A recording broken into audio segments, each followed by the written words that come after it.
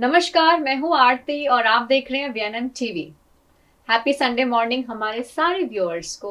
और आपका बहुत बहुत बड़ा थैंक यू। आप हर हफ्ते इसी तरह हमारे साथ जुड़ते हैं और हमारे यहाँ हो रहे जो भी टॉपिक्स हैं उससे आप रूबरू होते हैं। आई एम श्योर ये सारे टॉपिक्स आपके दिनचर्या में आपको बहुत ज़्यादा हेल्पफुल हैं, क्योंकि हम ऐसे ही चीज़ों पे बात करते हैं जो आपकी रूटीन से, आपकी पेरेंटिंग जर्नी से, आपके बच्चों के साथ, आपकी फैमिली के साथ कनेक्टेड है। और जितने भी एक्सपर्ट्स हमारे साथ जुड़ते हैं वो काफ़ी ऐसी प्रैक्टिकल टिप्स देते हैं जो आप बहुत इजीली बच्चों के साथ घर में यूज़ कर सकते हैं। और ये सभी चीज़ों से डेफिनेटली आप देखेंगे कि बच्चों के बिहेवियर में और आपकी पेरेंटिंग जर्नी में बहुत अच्छे और पॉजिटिव चेंजेस आ रहे हैं। तो चलिए आज ऐसे ही एक टॉपिक पे चर्चा करेंगे जो आजकल हर एक पेरेंट का बहुत बड़ा कंसर्न है।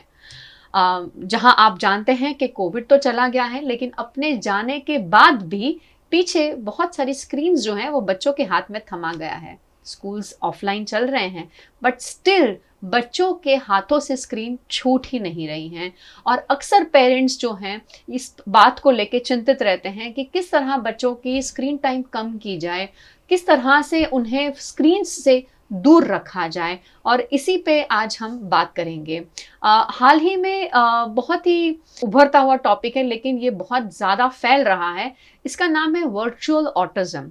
ऑटिज्म के बारे में आप सब जानते हैं कि एक डिसऑर्डर है और जिस पे हम ऑलरेडी बात कर चुके हैं। लेकिन वर्चुअल ऑटिज्म क्या है, और ये स्पेशली जो छोटे बच्चे हैं यानी कि 2 से 5 साल के उम्र के बच्चे जो हैं वो इसका शिकार हो रहे हैं।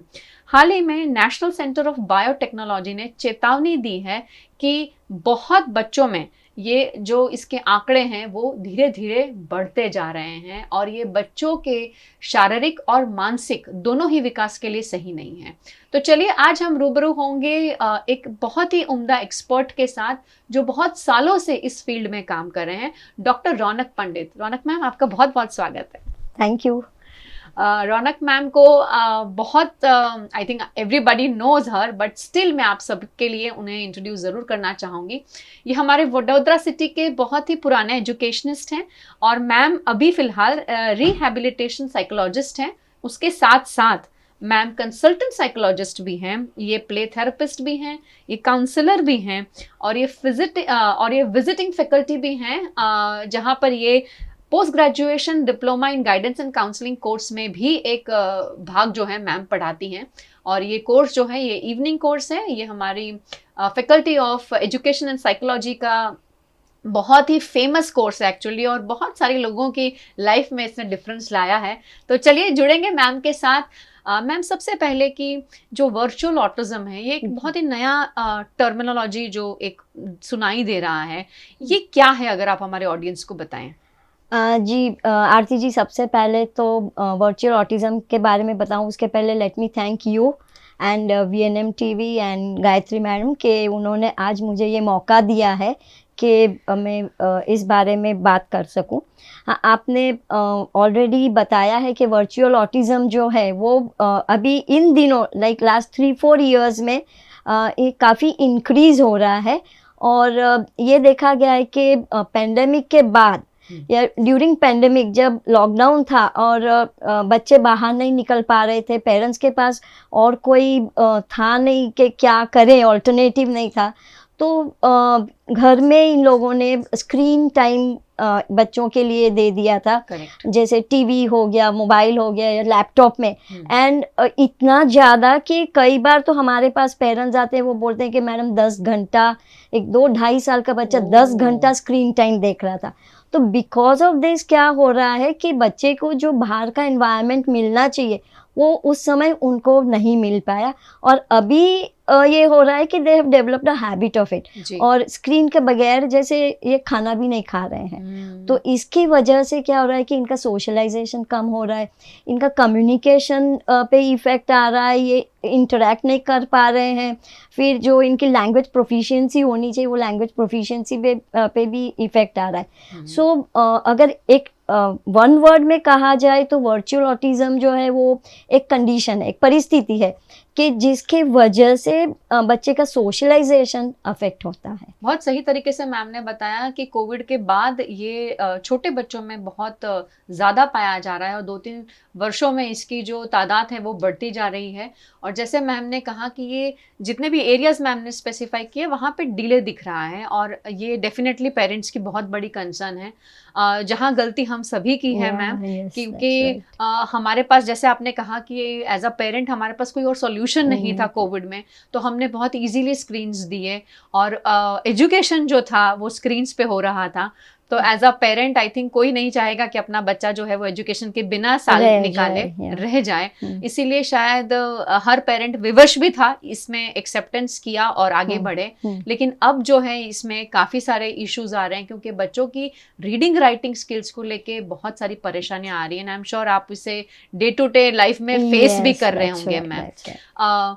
मैम कितना अगर आप जिस तरह के केसेस रोज रूटीन में हैंडल करते हैं, कितने परसेंटेज नॉर्मली आप देख रहे हैं इन केसेस के? मैम देखा जाए तो around 3 to 4% of the cases of these kind of children are there in the society and ये दिन भर दिन बढ़ते ही जा रहे हैं। Correct. और इसकी वजह से क्या, जैसे आपने भी बताया कि इनको जैसे स्कूल जाना अभी पसंद नहीं आ रहा है या स्कूल में जा रहे हैं तो अभी इनको ज़्यादा खेल कूद में मज़ा आ रहा है, they don't want to read, they don't want to write. और बाकी अगर हम लोग देखते हैं कि IQ wise child is absolutely normal, उसे बाहर की चीज़ें सब पता है, but when it comes to academic, जब उनको बैठ के लिखना है, मुझे लिखना नहीं है। एंड देन कई बार क्या होता है कि अल्फ़ाबेट्स में रिवर्सल्स हो जाते हैं, जैसे हम बोलते हैं मिरर इमेजेस होता है, नंबर्स लिखने में उनको इश्यूज होता है। फिर जो सोशल गैदरिंग्स या एक्टिविटीज़ में जो पार्ट लेना है वहाँ पे भी वो थोड़ा लेट बैक, हाँ, पीछे रह जाते हैं, they don't want to participate. And not only in the school, जैसे घर में भी कोई सोशल गैदरिंग्स होता है, कोई फंक्शंस होता है, तो यूजुअली ये देखा गया है कि दे अवॉइड, कि हमें नहीं जाना है। और अगर जाएंगे भी तो भी जैसे they want the screen along with them, कि कई बार पेरेंट्स से जीत करते हैं कि हमें मोबाइल दे दो या टैबलेट दे दो ताकि हम अपना काम करते रहें, खुद करते रहें। मैम आपने ये सारी कंडीशंस बताई, लेकिन मैं डेफिनेटली एक चीज़ ज़रूर जानना चाहूँगी, एंड आई एम श्योर जो पेरेंट्स हमें देख रहे हैं वो भी जानना चाहेंगे कि अगर वर्चुअल ऑटिज्म है तो एक पेरेंट इसको किस तरह से आइडेंटिफाई करें, मतलब उसके क्या कैरेक्टरिस्टिक्स हैं जहाँ से एक पेरेंट को एक सिग्नल मिलता है कि भाई हाँ this can be virtual autism, और यहाँ ज़रूरत है कि किसी स्पेशल एजुकेटर की या किसी एक्सपर्ट की मदद ली जाए। जी, तो सबसे पहले तो कई ऐसे बिहेवियर्स देखने को मिलते हैं, जैसे बच्चा बारी बारी स्क्रीन मांगता है, जैसे मोबाइल मांगता है, टैबलेट मांगता है, अगर नहीं दे रहे हैं तो वो टेंट्रम्स थ्रो करता है। तो फर्स्ट बिहेवियर इज़ कि जब भी बच्चा मोबाइल या टैबलेट या लैपटॉप के मांग करता है एंड दैट इज़ बहुत, यानी उसके बगैर रह नहीं सकता है, तो this is one of the symptoms के जिसे पेरेंट्स को अलर्ट होना चाहिए। दूसरी चीज़ ये है कि बच्चा कम्युनिकेट नहीं करेगा। ऐसा नहीं कि उसे बोलना नहीं आता है, बोलना आता है, पर देन ही और शी विल नॉट इंटरेक्ट, किसी से बातचीत नहीं करेगा, सोशलाइज नहीं करेगा, वो ज़्यादातर अपने में ही रहेगा। तो ये एक दूसरा सिम्टम्स है। तीसरी चीज़ ये देखने को मिलती है कि एक ही एक्टिविटी बच्चा बारी बारी करता रहेगा। तो तभी भी पेरेंट्स को अलर्ट होना है कि ये 3-4 साल का बच्चा है, वो तो कितना फुल ऑफ एनर्जीज होता है, तो ये एक ही चीज़ में क्यों इंटरेस्ट दिखा रहा है। तो इसे भी पेरेंट्स को इतना लाइटली नहीं लेना चाहिए, उनको जल्दी से कोई भी एक्सपर्ट को या अपने पीडियाट्रिशियन को या फिजिशियन को दिखा के आगे उनको मैं यहाँ पे ज़रूर एक चीज़ मेंशन करना चाहूँगी कि कई बार हम पेरेंट्स भूल जाते हैं कि ये एक इशू है या फिर उसमें Yes. प्राइड लेना चाहिए, हम्म। क्योंकि कई पेरेंट्स कहते हैं कि नहीं, मेरा बच्चे के लिए इतनी फेवरेट एक्टिविटी कि उसको और लाके अच्छा। देते हैं वैसी चीजें, हम्म। ताकि वो बच्चा उसमें और ज्यादा इन्वॉल्व हो जाता है। हम्म। तो ये समझना बहुत ज्यादा जरूरी है। जैसे मैम ने कहा कि स्क्रीन्स के बिना बच्चे बिल्कुल नहीं रह रहे हैं, जिद कर रहे हैं, टेंट्रम्स फेंक रहे हैं और आपका बिल्कुल नहीं मान रहे हैं, तो वो सबसे बड़ा साइन है कि भाई हाँ, वर्चुअल ऑटिज्म हो सकता है। दूसरा कि इंटरेक्शन बोल सकते हैं पर बोलना नहीं चाहते हैं, मतलब किसी कन्वर्सेशन का पार्ट बनना ही नहीं चाहते हैं, तो भी ये साइन हो सकता है। और तीसरा, जैसे कि मैम ने बताया कि जो आपका रूटीन है, जहाँ पर डेफिनेटली, जहाँ मैम ने कहा कि एक रिपीटेड एक्टिविटी अगर बच्चा करता है और उसी चीज़ में अपना इंटरेस्ट दिखाता है, तो ये भी एक साइन और सिम्टम है। मैम, जब ये साइन सिम्टम्स हैं और अगर एक पेरेंट आइडेंटिफाई कर लेता है कि हाँ, ये इशू हो सकता है, बट पेरेंट के लिए एक्सेप्ट करना कि मुश्किल है। ये एक कंसर्न है और ये एक मेजर कंसर्न है। पहले तो डरते ही हैं, क्योंकि अगर कहीं कह दिया जाए कि बच्चे को टेस्ट करवाना है, तो वो बहुत बड़ी एक शॉक की जैसे एक पेरेंट के लिए आती है। क्या कहना चाहेंगे उस बारे में? कैसे पेरेंट इसको पॉजिटिवली फेस कर सकते हैं? मैम, शौक के साथ उनको एक स्टिग्मा भी रहता है कि लोग क्या सोचेंगे। जी। तो पहली चीज तो मैं ये बोलूंगी कि लोगों के बारे में मत सोचिए, just think about the child. Right. तो अगर वो हम एक्सेप्ट करेंगे तो हम आगे बच्चे को हेल्प कर सकते हैं। तो ये एक है। और दूसरा ये है कि हर एक इश्यू है, हर एक प्रॉब्लम है, उसका कहीं ना कहीं सॉल्यूशन है। तो जितना जल्दी हम इसको आइडेंटिफाई करते हैं, उतना जल्दी हम बच्चे को हेल्प कर सकते हैं। और हम लोग कहते हैं कि the first 7 years of life, अभी ये फर्स्ट 7 years में अगर बच्चा 1.5 साल का, 2 साल का आइडेंटिफाई हो जाता है, तो थेरेपीज के लिए हम लोग उसको काउंसिल करते हैं। और जितनी जल्दी थेरेपी शुरू होती है, उतना हमने देखा है कि बच्चा इसमें से उभर के बाहर आ सकता है। Right. तो the word for parents is के एक्सेप्ट करिए और उसमें कोई शर्म संकोच मत रखिए कि आप जाके अपने डॉक्टर को या किसी स्पेशलिस्ट को मिलिए और ओपनली उसका जो बिहेवियर है उसके बारे में डिस्कस करिए। डिले करना बिल्कुल सही नहीं रहेगा, क्योंकि अगर डिले हुआ तो बच्चे को तो नुकसान होने ही वाला है, और शायद जो आपका वो टाइम फ्रेम है, अगर वो आपने लूज कर दिया, तो जो हम थोड़ा सा भी अच्छा कर सकते थे वो नहीं कर पाएंगे। ये समझना हम सभी के लिए बहुत ज़्यादा ज़रूरी है। मैम, जहाँ हम बात पेरेंट्स की करते हैं और हम जब वर्चुअल ऑटिज्म की बात कर रहे हैं और हम कह रहे हैं कि 2 साल से 5 साल के बच्चों में ज़्यादा दिख रहा है, ये एज स्कूल गोइंग चिल्ड्रन की भी है, और इसमें पेरेंट्स के साथ साथ जो टीचर्स हैं, जो स्कूल्स हैं, वो भी बहुत इंपॉर्टेंट रोल प्ले करते हैं। सबसे पहला प्रश्न कि क्या आज के टीचर को पता है कि वर्चुअल ऑटिज्म क्या है? A very big question. I don't think के टीचर्स को पता है जी। और कई सारे स्कूल्स हैं, कई सारे टीचर्स हैं, उनको जनरल जो स्पेसिफिक ऑटिज्म क्या है उसके बारे में भी इतनी जानकारी नहीं है। तो वर्चुअल ऑटिज्म तो अभी इट्स जस्ट कमिंग अप, तो इसके लिए correct, they need to be sensitise. और जहां मैम ने कहा कि हम as a teacher, as an educator को पता होना चाहिए कि ये क्या क्या नया नया चीज़ें, क्योंकि कोविड के बाद हमने बहुत सारी चीज़ें फेस की हैं मैम, और डेफिनेटली बच्चों ने सबसे ज़्यादा सफ़र किया है इसमें। तो जब आप छोटे बच्चों के साथ डील करते हैं स्कूल में, तो आपको अपने आप को भी अपडेट करना बहुत ज़्यादा ज़रूरी है। तो मैम, जहाँ बात हम ये कह रहे हैं कि भी टीचर को भी समझना चाहिए, तो ऐसे में स्कूल का क्या रोल है, टीचर का क्या रोल है जब बच्चा स्कूल जाता है, और किस तरह टीचर जो है इसमें हेल्पफुल बन सकती हैं? जी, जैसे बच्चा स्कूल में जाता है 3-4 घंटे, अगर केजी की बात करें तो 4 घंटे बच्चा टीचर के साथ रहता है। तो अगर टीचर इतनी जैसे हम लोग बोलते हैं ना, keep the eyes and years open, right. तो टीचर्स जितना ऑब्जर्व करेंगे उनका बिहेवियर्स कि ये बच्चा किसी के साथ क्यों नहीं मिल रहा है, या अकेला अकेला क्यों बैठा है, या आई टू आई कांटेक्ट नहीं कर रहा है, या स्टोरी सेशन, राइम्स में, आउटडोर्स में बच्चा पार्टिसिपेट नहीं कर रहा है, तो this is something which is concerning. Right. तो टीचर्स को तुरंत ही पेरेंट्स को बुलाना चाहिए, पेरेंट्स को उनसे बात करना चाहिए कि देखिए दिस इज़ व्हाट हमने क्लासरूम में ये ऑब्जर्व किया है, तो इट इज़ बेटर कि आप आपके बच्चे को कहीं एक्सपर्ट्स को दिखा दीजिए। Correct. और आई टेल यू कि जब टीचर्स या head of the school principles बोलेंगे तो it has more impact on the parents, Right. और फिर पेरेंट्स तुरंत ही आते हैं। जैसे हमारे पास, मैं आपको बताऊं, 60% ऑफ द पेरेंट्स स्कूल से आते हैं जी। कि मैडम हमको बोला हुआ है कि ये बच्चा लिखता नहीं है, तो इसलिए आपसे मिलने के लिए बोला है। तो teachers and the principals play a very major role in identifying, knowing the behaviors and thereby helping. जितना वो जल्दी भेजेंगे उतना हम उनकी थेरेपीज या काउंसलिंग करेंगे और बच्चे को ऑन द होल हम हेल्प कर सकते हैं। करेक्ट। बहुत बड़े आंकड़े की बात की मैम ने कि 60% जो है बच्चे वहाँ से ही आ रहे हैं, रेफरेंसेस से आ रहे हैं।